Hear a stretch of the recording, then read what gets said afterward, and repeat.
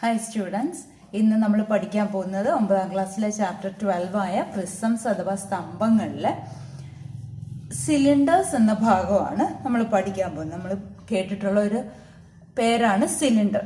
സിലിണ്ടറിന്റെ ഷേപ്പാണ് ഇതായത്. അപ്പൊ നമുക്ക് അറിയാം സർക്കിളിന്റെ ഏരിയ എങ്ങനെയാണ് നമ്മൾ പഠിച്ചത് നമുക്കറിയാം. ഇവിടെ സർക്കിളിനകത്ത് ഒരു ഈക്വലാറ്ററൽ ട്രയാങ്കിൾ വരച്ചിരിക്കുന്നു, ഇവിടെ സർക്കിളിനകത്ത് ഒരു റെഗുലർ ഹെക്സഗൺ വരച്ചിരിക്കുന്നു. അതായത് സൈഡുകളുടെ എണ്ണം കൂട്ടിക്കൂട്ടി വരച്ചു പോവുക. സൈഡുകളുടെ എണ്ണം കൂട്ടിക്കൂട്ടി വരയ്ക്കുമ്പോൾ നമുക്ക് അറിയാം ആ പോളിഗണിന്റെ ഏരിയ സർക്കിളിന്റെ ഏരിയയുടെ അടുത്തടുത്ത് വരുന്നത് നമുക്കറിയാം.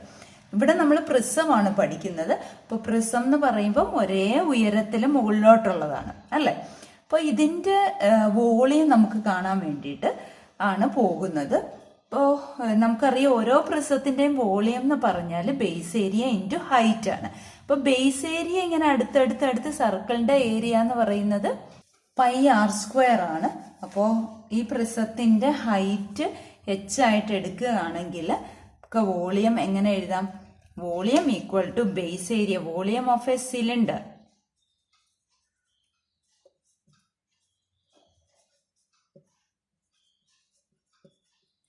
Equal to base area into height എന്ന് നമുക്ക് എഴുതാം.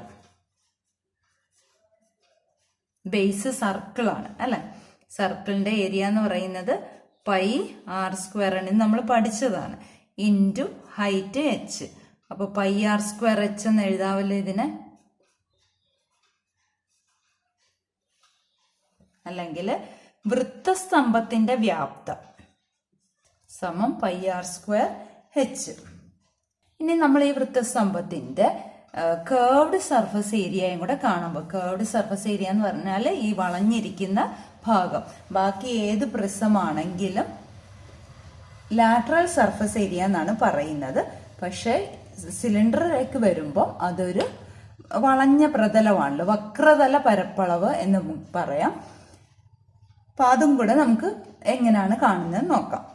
ഞാൻ അതിനായിട്ട് ഇവിടെ ഒരു പേപ്പർ യൂസ് ചെയ്യുക. ഈ സിലിണ്ടറിനെ ഒന്ന് കവർ ചെയ്യാൻ വേണ്ടിയിട്ട്, അതിന്റെ ലാറ്ററൽ ഫേസ് അഥവാ വക്രതലം ഒന്ന് കവർ ചെയ്യാൻ വേണ്ടിയിട്ട് ഞാൻ ഒരു പേപ്പർ യൂസ് ചെയ്യുന്നുണ്ട്. കറക്റ്റ് കവർ ചെയ്തിട്ടുണ്ട്. അപ്പോൾ ഈ കേർവ്ഡ് സർഫസ് എന്ന് പറയുന്നത്, സർഫസിന്റെ ഏരിയ എന്ന് പറയുന്നത് ഈ ഒരു പേപ്പറിന്റെ ഏരിയ ആണല്ലോ. അപ്പൊ ഈ പേപ്പർ എന്ന് പറഞ്ഞാൽ റെക്ടാങ്കുലർ ഷേപ്പ് ആണല്ലോ. ഈ റെക്ടാങ്കുലർ ഷേപ്പിന്റെ ഏരിയ കാണണം. നമുക്കറിയാം റെക്ടാങ്കിളിന്റെ ഏരിയ എന്ന് പറഞ്ഞാൽ സൈഡ് ലെങ്ത് ഇൻറ്റു ബ്രെഡ്ത്ത് ആണ്. അപ്പോൾ ഈ ലെങ്ത് എന്ന് പറയുന്നത് ഒന്നും കൂടെ കവർ ചെയ്ത് കാണിക്കാം. ഈ ലെങ്ത് എന്ന് പറയുന്നത് ഇതിന്റെ പെരിമീറ്റർ ആണല്ലോ. ഈ പേപ്പറിന് കണ്ടോ, ഈ സർക്കിളിന്റെ പെരിമീറ്റർ ആണ് ഈ പേപ്പറിന്റെ ലെങ്ത്. അതിനെ ഹൈറ്റ് കൊണ്ട് മൾട്ടിപ്ലൈ ചെയ്താൽ മതി. അപ്പോൾ നമ്മളിവിടെ കേർവ്ഡ് സർഫസ് ഏരിയ അഥവാ വക്രതല പരപ്പ് എന്ന് പറയുന്നത് ബേസ് പെരിമീറ്ററിനെ ഹൈറ്റ് കൊണ്ട് മൾട്ടിപ്ലൈ ചെയ്താൽ മതി ഇൻറ്റു ഹൈറ്റ്. ഇവിടെ ബേസ് പെരിമീറ്റർ എന്ന് പറയുന്നത് സർക്കിളിന്റെ സർക്കംഫറൻസ് ആണ്. അതായത് 2πr ആണ്, ഹൈറ്റ് h ആണ്. അപ്പൊ 2πrh ആണ് CSA ഓഫ് എ സിലിണ്ടർ. ഇനി ടോട്ടൽ സർഫസ് ഏരിയ കൂടെ കാണണം. ടോട്ടൽ സർഫസ് ഏരിയ എന്ന് പറയുമ്പോൾ നമുക്കറിയാം സിലിണ്ടറിന്റെ ടോട്ടൽ സർഫസ് ഏരിയ എന്ന് പറയുന്നത് ഈ കേർവ്ഡ് സർഫസും ഈ മുകളിലത്തെ ബേസ് ഏരിയയും താഴത്തെ ബേസ് ഏരിയയും വരും. അപ്പൊ 2 ടൈംസ് ബേസ് ഏരിയ വരുന്നുണ്ട്. Total surface area equal to curved surface ഏരിയയുടെ കൂടെ 2 ടൈംസ് ബേസ് ഏരിയ വരുന്നുണ്ട്. Equal to curved surface area 2πrh ആണ്, പ്ലസ് 2 ടൈംസ് ബേസ് ഏരിയ എന്ന് പറയുന്നത് πr² ആണ്. ഇവിടെ കോമൺ ആയിട്ട് വരുന്നതിനെ പുറത്തെടുക്കാം. 2 കോമൺ ആണ്, π കോമൺ ആണ്, r കോമൺ ആണ്, ബാക്കി h പ്ലസ് r അല്ലെങ്കിൽ 2πr × r പ്ലസ് h എങ്ങനെ വേണമെങ്കിലും എഴുതാം. ഇപ്പോൾ സിലിണ്ടറിന്റെ വോളിയം കാണാനുള്ള ഫോർമുല എന്ന് പറയുന്നത് πr²h, കേർവ്ഡ് സർഫസ് ഏരിയ കാണാനുള്ള formula 2πrh, total surface area കാണാനുള്ള formula 2πr × r plus h. ഇനി ഇതിന്റെ പ്രോബ്ലംസ് നമുക്ക് ചെയ്യാം. പേജ് നമ്പർ 206 ചോദ്യങ്ങളാണ്. അപ്പോൾ ഒന്നാമത്തെ ചോദ്യം ഇതാണ്. The base diameter of A cylindrical tank is 1 meter and it's height is 2 meters. How many litres of water can it contain?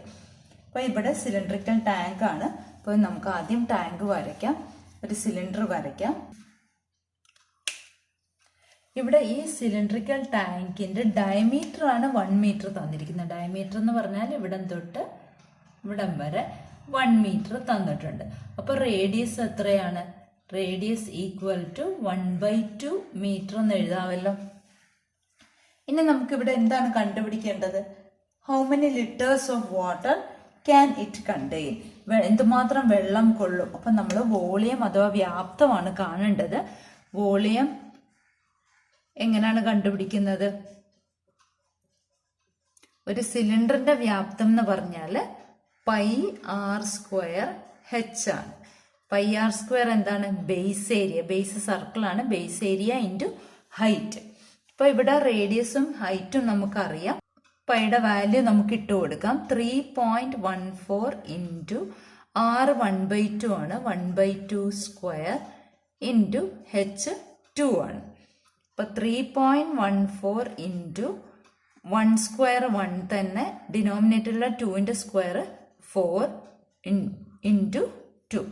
അപ്പൊ ഈ 4ഉം 2ഉം കൂടെ ക്യാൻസൽ ചെയ്ത് ഇവിടെ 2 വരും.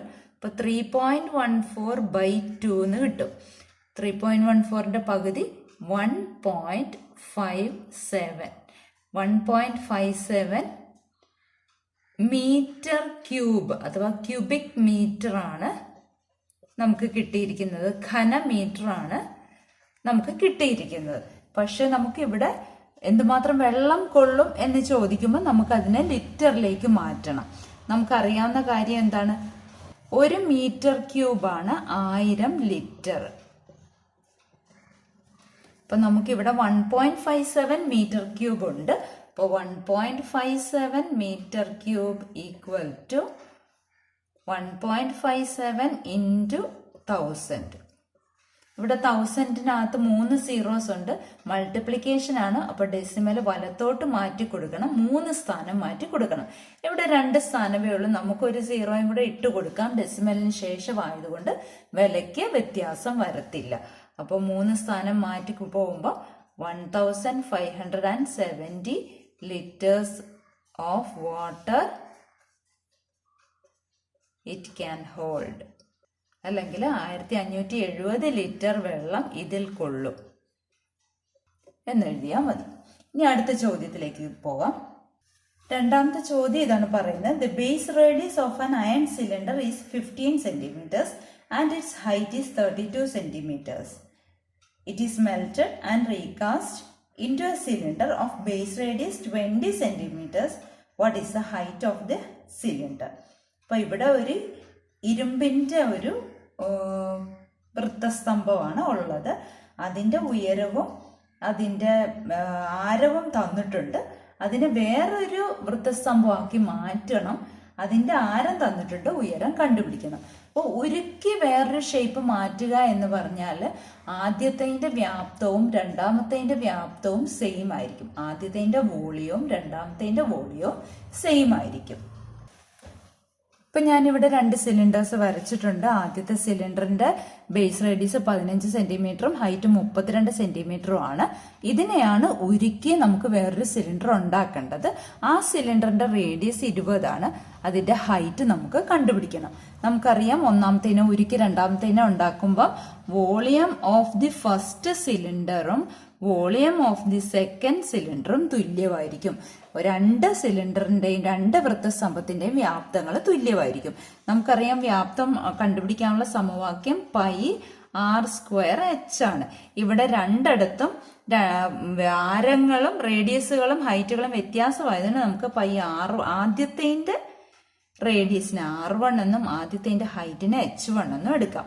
രണ്ടാമത്തേന് റേഡിയസിന് r2 എന്നും ഹൈറ്റിന് h2 എന്നും എടുക്കാം. അപ്പൊ ഈ പയ്യേയും ക്യാൻസൽ ചെയ്യാം. ഇനി r1 ഒന്നാമത്തെ സിലിണ്ടറിന്റെ റേഡിയസ് 15.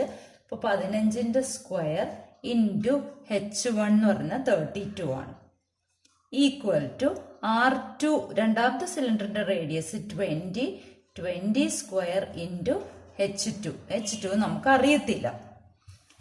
ഇപ്പോൾ ഇവിടെ 15ന്റെ സ്ക്വയർ എന്ന് പറഞ്ഞാൽ 15 ഇൻറ്റു 15 ആണ്, ഇൻറ്റു 32 ഈക്വൽ ടു 20 സ്ക്വയർ എന്ന് പറഞ്ഞാൽ 20 ഇൻറ്റു 20 ഇൻറ്റു H2.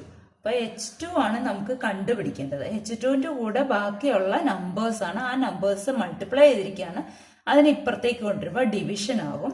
അപ്പോൾ ഓൾറെഡി ഇവിടെ 15 ഇൻറ്റു 15 ഇൻറ്റു 32 ഉണ്ട്, ഡിവൈഡഡ് ബൈ 20 ഇൻറ്റു 20. ഇനി ഈ 15നെയും 20യെയും കൂടെ ക്യാൻസൽ ചെയ്യാം. അപ്പോൾ ഇവിടെ 5 3s ആണ് 15, 5 4s ആണ് 20. അതുപോലെ ഈ 15ഉം 20യും കൂടെ ക്യാൻസൽ ചെയ്യുമ്പോൾ ഇവിടെ 3ഉം ഇവിടെ 4ഉം വന്നു. ഇനി നമുക്ക് ക്യാൻസൽ ചെയ്യാവുന്ന 32നെ 4 കൊണ്ട് ക്യാൻസൽ ചെയ്യുമ്പോൾ 8 4s ആണ് 32. അപ്പോൾ 8 എഴുതാം. ഇനി ഈ 8നെയും 4നെയും കൂടെ ക്യാൻസൽ ചെയ്യുമ്പോൾ ഇവിടെ 2 വരും. അപ്പോൾ ലാസ്റ്റ് ആൻസർ ഡിനോമിനേറ്ററിൽ ഒന്നുമില്ല, ഛേദത്തിൽ ഒന്നുമില്ല, അംശത്തിൽ 3 ഇൻറ്റു 3 ഇൻറ്റു 2 എന്ന് വന്ന് 3 3s are 9, 9 2s are 18 centimetre ആണ് ഈ രണ്ടാമത്തെ സിലിണ്ടറിന്റെ height. Height of the cylinder equal to 18 centimetre എന്ന് എഴുതാം. വൃത്തസ്തംഭത്തിന്റെ ഉയരം സമം 18 സെന്റിമീറ്റർ എന്ന് എഴുതാം. ഇനി നമുക്ക് മൂന്നാമത്തെ ചോദ്യത്തിലേക്ക് പോവാം.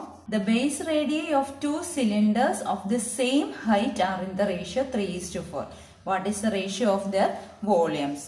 അപ്പോൾ അതായത് ഇവിടെ 2 സിലിണ്ടേഴ്സ് ഉണ്ട്, അതിന്റെ ആരങ്ങൾ തമ്മിലുള്ള അംശബന്ധം R1 ഈസ് R2 3:4 ആയിട്ട് എടുക്കുന്നു. അതായത് ഒന്നാമത്തെ സിലിണ്ടറിന്റെ റേഡിയസിന് R1 എന്നും രണ്ടാമത്തെ സിലിണ്ടറിന്റെ റേഡിയസിന് R2 എന്നും എടുത്താൽ അതിന്റെ അംശബന്ധങ്ങൾ 3:4 ആണ്. ഒരേ ഉയരത്തിലുള്ള 2 സിലിണ്ടറും ആണെങ്കിൽ അതിന്റെ വോളിയം അഥവാ വ്യാപ്തങ്ങൾ തമ്മിലുള്ള അംശബന്ധം ആണ് ചോദിച്ചിരിക്കുന്നത്. അതായത് V1 V2 ആണ് ചോദിച്ചിരിക്കുന്നത്. അപ്പോൾ V1 V2 അംശബന്ധത്തിനെ നമുക്ക് കമ്പാരിസൺ ബൈ ഡിവിഷൻ ആയിട്ട് എഴുതാം. V1 ബൈ V2 ആയിട്ട് എഴുതാം. നമുക്കറിയാം, സമവാക്യം അറിയാം, പൈ R² H ആണ് വ്യാപ്തം കാണാനുള്ള സമവാക്യം. ഇവിടെ 2 സിലിണ്ടർ ഉള്ളതുകൊണ്ട് R1 എന്നും R2 എന്നും കൊടുക്കാം. പൈ R2² H ഉയരം തുല്യമാണ് തന്നിട്ടുമുണ്ട്. പിന്നെ ഇവിടെ നമുക്ക് അറിയാം പൈ രണ്ടിടത്തും ഉണ്ട്, H രണ്ടിടത്തും ഉണ്ട്. അപ്പൊ അതിനെ നമുക്ക് ക്യാൻസൽ ചെയ്യാം. പൈയും ക്യാൻസൽ ചെയ്തു, Hഉം ക്യാൻസൽ ചെയ്തു. പിന്നെ ബാക്കി വരുന്നത് R1² ബൈ R2² ആണ്. ഇതിനെ നമുക്ക് R1 ബൈ R2² എന്ന് എഴുതാവല്ലോ.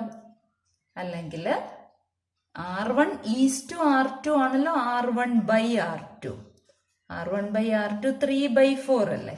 അപ്പൊ 3/4ന്റെ സ്ക്വയർ ആക്കി എഴുതാം. 3യുടെ സ്ക്വയർ 9, 4ന്റെ സ്ക്വയർ 16. അപ്പൊ ഇതിനെ നമുക്ക് അംശബന്ധത്തിലാണ് വേണ്ടത്, അല്ല റേഷ്യോയിലാണ് വേണ്ടത്. അപ്പൊ 9:16 എന്ന് എഴുതാം. അപ്പൊ V1 V2 അല്ലെങ്കിൽ വ്യാപ്തങ്ങളുടെ അംശബന്ധം 9:16 ആണ്. ഇനി നാലാമത്തെ ചോദ്യം എന്താ പറയുന്നത് നോക്കാം. ചോദ്യം ഇതാണ് പറയുന്നത്. The base radii of 2 cylinders are in the ratio 2:3 and their heights are in the ratio 5:4. What is the ratio of their volumes? രണ്ടാമത്തെ part, the volume of the smaller cylinder is 722 cubic centimetres. What is the volume of the larger one? അപ്പൊ ഇവിടെ 2 cylinders ഉണ്ട്, അതിന്റെ radius തമ്മിലുള്ള ratio ആണ് 2:3. അപ്പൊ നമുക്ക് ഇവിടെ R1 R2നെ 2:3 എന്ന് എഴുതാം. പിന്നെ ഹൈറ്റുകൾ തമ്മിലുള്ള റേഷ്യോ ആണ് 5:4. H1 H2 ആണ് 5:4. അങ്ങനാണെങ്കിൽ ഒന്നാമത്തെ ചോദ്യം ഇതാണ്, ratio of their volumes. V1 V2 ആണ് നമുക്ക് കണ്ടുപിടിക്കേണ്ടത്. നമുക്കറിയാം V1 V2 എന്ന് പറഞ്ഞാൽ V1 ബൈ V2 ആണ്. കഴിഞ്ഞ പ്രോബ്ലത്തിൽ നമ്മൾ ചെയ്ത് അങ്ങനെയാണ്. പൈ R² H ആണ് ഫോർമുല. ഇവിടെ 2 സിലിണ്ടേഴ്സ് ഉള്ളതുകൊണ്ട് ഫസ്റ്റ് സിലിണ്ടറിന്റെ വോളിയത്തിന് R1² H1 സെക്കൻഡിന്റെ R2² H2 എന്ന് എഴുതാം. പയ്യും ക്യാൻസൽ ആയല്ലോ. R1/R2² ഇൻറ്റു H1/H2 എന്ന് എഴുതാമല്ലോ. കാരണം R1:R2 ആണ് നമുക്കറിയാവുന്ന 2/3. അപ്പൊ R1/R2നെ 2/3 എന്ന് എഴുതാം.